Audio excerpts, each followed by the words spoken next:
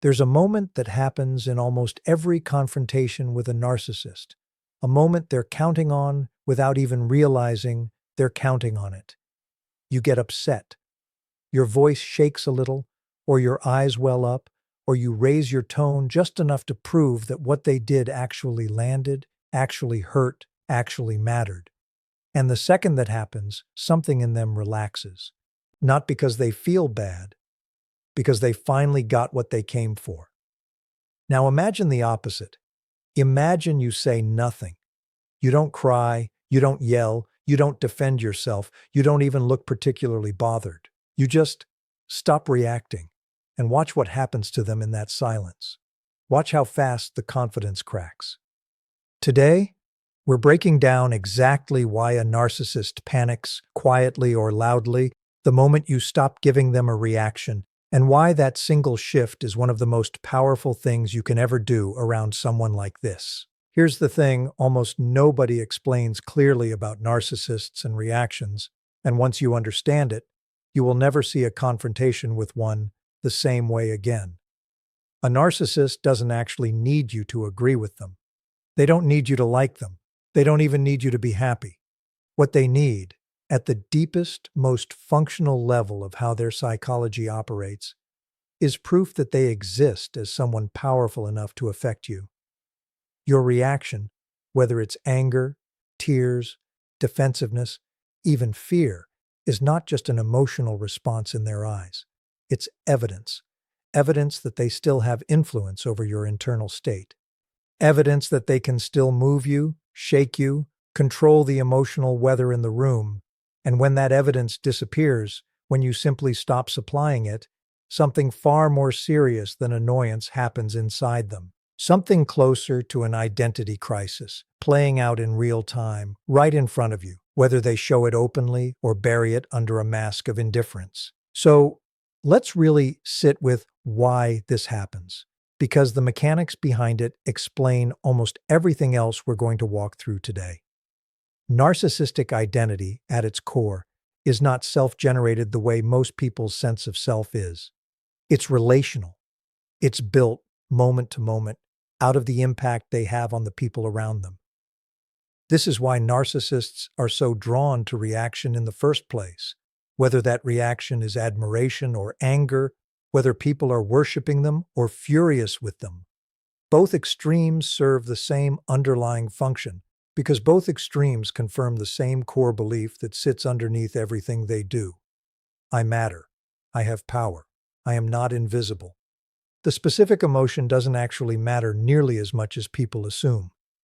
What matters is that something happened inside you because of them. So when you take that reaction away entirely, you're not just refusing to argue. You're removing the one thing their entire identity has been quietly, desperately dependent on this whole time.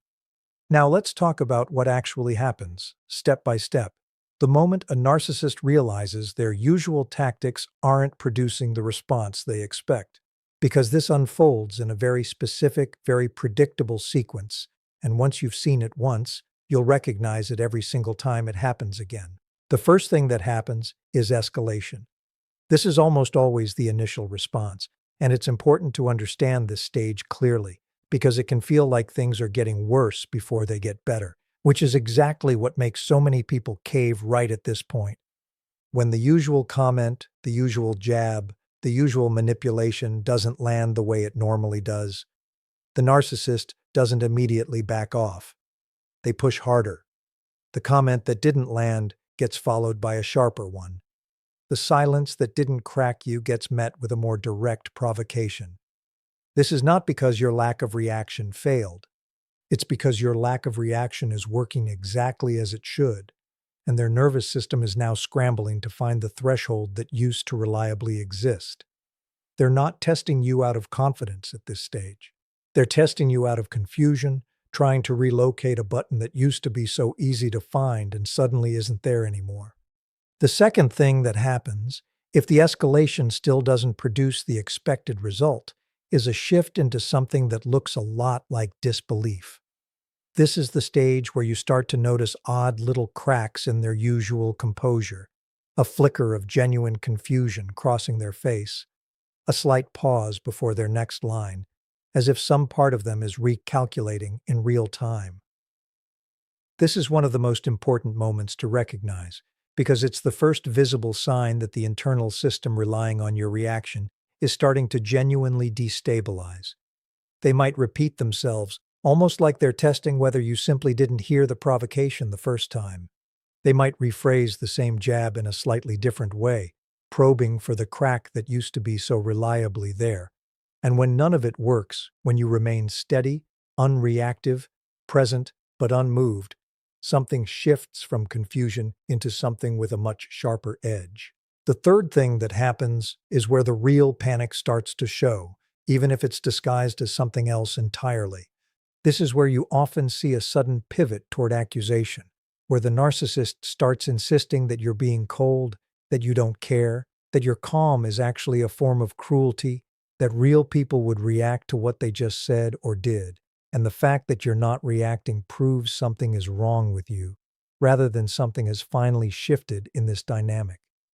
This accusation is not really about you at all, even though it's aimed directly at you.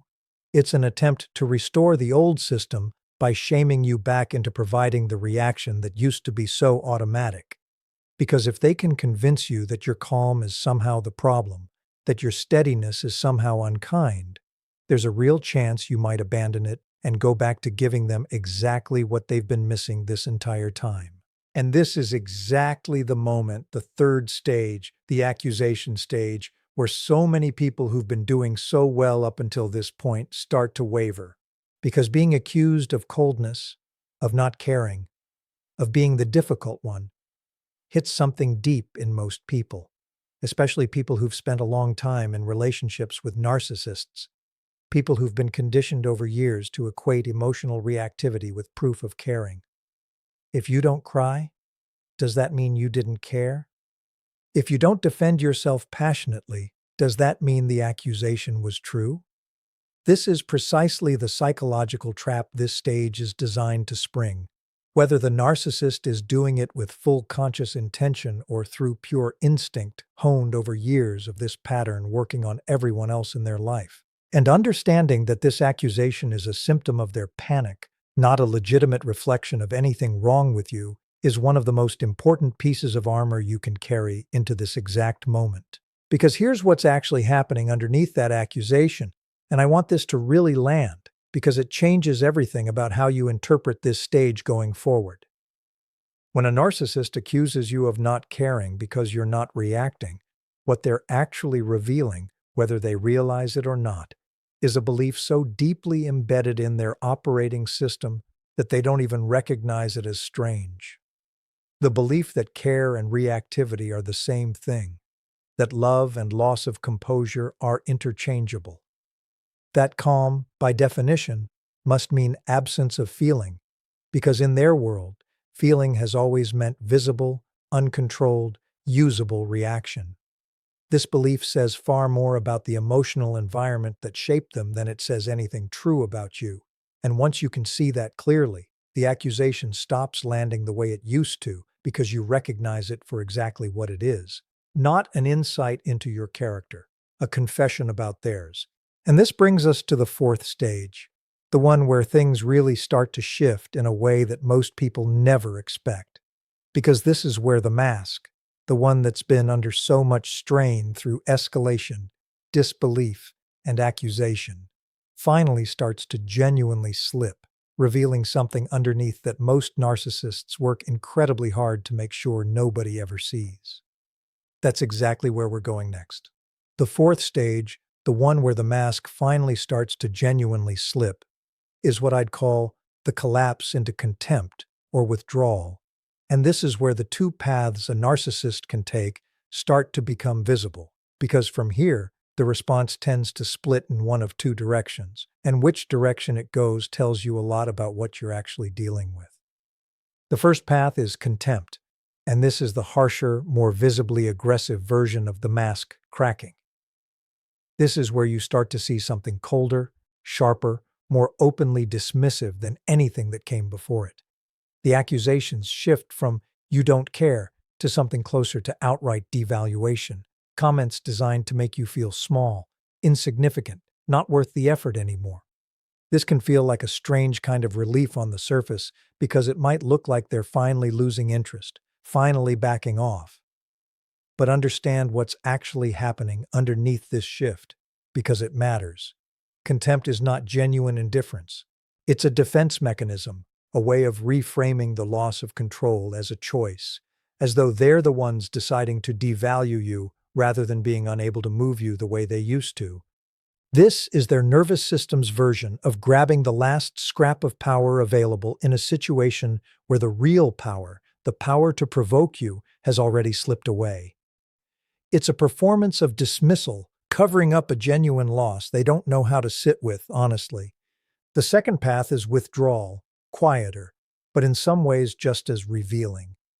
This is where, instead of escalating into contempt, the narcissist simply disengages, sometimes abruptly, sometimes with a kind of cold, wounded energy, like they're the ones who've been mistreated by your calm. This withdrawal often gets framed, either to you directly or to people around them, as them giving up on someone who's become impossible to deal with, or too closed off. But again, understand the mechanics underneath this framing. This isn't withdrawal because they've stopped caring. It's withdrawal because staying in a dynamic where their usual tools no longer produce results is genuinely, deeply uncomfortable in a way that goes far beyond simple frustration. It touches something closer to existential threat, the same kind we've talked about before, the fear that without your reaction, they might not be as powerful, as important, as real as they've built their entire identity around believing. Now, here's something crucial to understand about both of these paths, because it's easy to assume that reaching either contempt or withdrawal means you've won, means the dynamic is finally over, means you can relax. And sometimes that's true. But often, especially in longer relationships, in families, in situations where the narcissist has significant investment in maintaining the relationship for practical, social, or supply-related reasons, contempt and withdrawal are not the end of the story. They're simply the fourth stage. Because underneath the contempt, underneath the cold withdrawal, there's usually a slow, quiet process of recalibration happening, an attempt to find a new angle, a new vulnerability, a new tactic that hasn't been tried yet, because giving up entirely on regaining that lost reaction is, for most narcissists, simply not something their psychology allows for easily. This is where the fifth and final stage comes in, and it's the one that surprises people most, because it often looks nothing like what came before it. After the escalation, the disbelief, the accusation, and the collapse into contempt or withdrawal, what frequently happens next is a return, sometimes sudden, sometimes gradual, to something that looks almost like softness. A kinder tone, an unexpected apology, or something that sounds like one. A moment of vulnerability that seems to come out of nowhere, especially after how cold or dismissive things had gotten. And I want to be really direct with you about what this actually is, because recognizing it clearly is one of the most protective pieces of insight in this entire conversation. This softness is rarely genuine repair. It's a new strategy, deployed because the previous ones failed, testing whether vulnerability succeeds where aggression and withdrawal didn't. Because remember, the goal was never really connection or resolution in the way a healthy person would define those things. The goal has always been the same thing it was from the very first stage, getting a reaction. And if coldness didn't produce one, warmth is simply the next tool in the drawer. This is exactly why staying consistent through this entire five-stage sequence matters so much, and why so many people who do brilliantly through escalation, disbelief, and even accusation end up losing their footing right here at the softness stage. Because after everything that came before it, a gentle moment can feel so relieving, so hopeful, that it's tempting to finally let your guard down and give them the emotional engagement you've been withholding. But here's what's essential to hold on to in this exact moment. The softness isn't proof that something has genuinely changed. It's proof that your steadiness worked well enough that they've moved on to trying something new. Real change, the kind that would actually justify re-engaging emotionally, doesn't usually show up as a single soft moment following 4 stages of failed manipulation. It shows up as sustained, consistent behavior change over real time, held accountable through real consequences, not just words offered in the moment right when the old tactics have clearly stopped working. So what does all of this actually mean for you practically, if you're someone who's trying to hold this kind of steadiness with a narcissist in your own life? First, understand that the discomfort you feel during the escalation and accusation stages is not a sign you're doing something wrong. It's a sign the pattern is working exactly the way it's supposed to work, disrupting a system that has depended on your reaction for as long as you've known this person. Second, understand that contempt and withdrawal, while they can sting, are not really about your worth. They're a defense against the genuine discomfort of losing control, dressed up as indifference. And third, and this might be the most important point of all, understand that softness, arriving after all of this, is not automatically a reward you've earned or a sign you can relax. It's simply the next stage in the sequence, and how you respond to it determines whether the entire pattern gets to reset back to the beginning or whether it finally, genuinely starts to lose its grip. I want to leave you with something important here because this entire 5-stage pattern, once you can see it clearly, from escalation through disbelief, through accusation, through contempt or withdrawal, all the way to strategic softness, isn't just useful for understanding narcissists. It's useful for understanding your own strength in a completely new way. Because every single stage in this sequence exists specifically because your calm is powerful enough to require a response. Think about that for a second.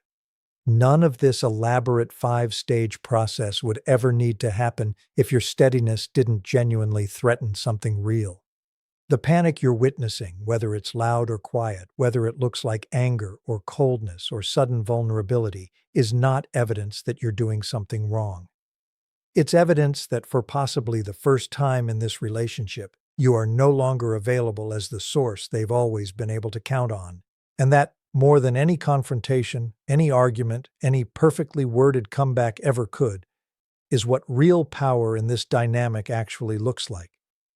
If this gave you language for something you've been living through, or the confidence to keep holding your ground the next time you feel that old pull to react, know that you're far from alone in this, and there's a lot more we can work through together as we go. Make sure you're subscribed, because we go deeper into this every single week.